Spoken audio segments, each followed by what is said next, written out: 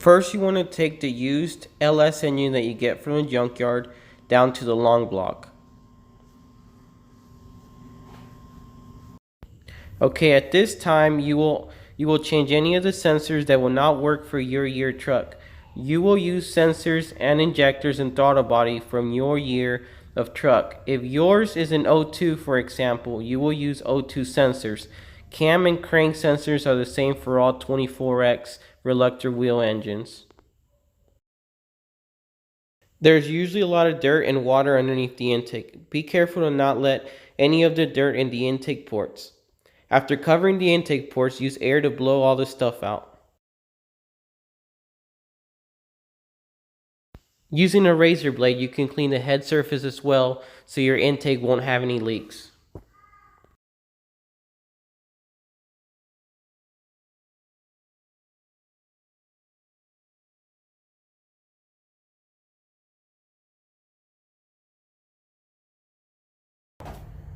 Okay, so now we're moving on to the oil cooler. On the 6.0s, it usually comes with this right here.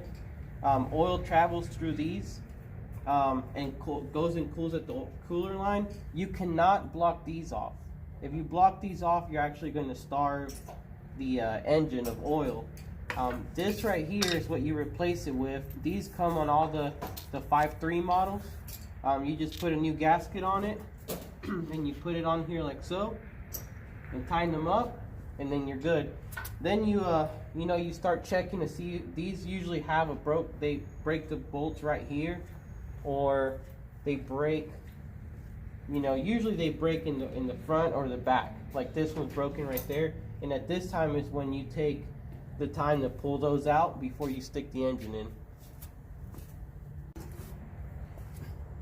Okay, on the 6.0s, on some of them, it'll have a flat flywheel like so, and then in the back, if you can see, there's a spacer.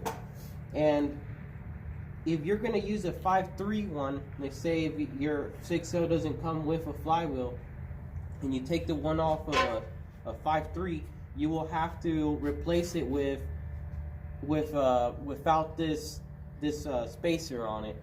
If you leave the spacer on and you put the flywheel, then your torque converter won't be able to bolt up to it. It's gonna put pressure up against the crank.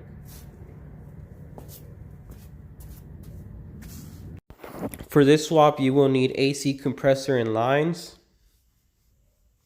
frame brackets, and also the fuel lines.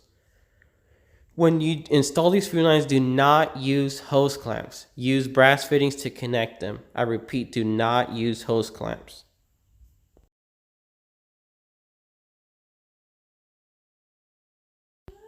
Never do this, ever. You will also need a torque converter and also the upper and lower radiator hose. Gramaha wiring harness, or one that will go to your stock fuse box. After doing the fuel lines and also installing the torque converter and the wiring harness, you can now start installing the engine.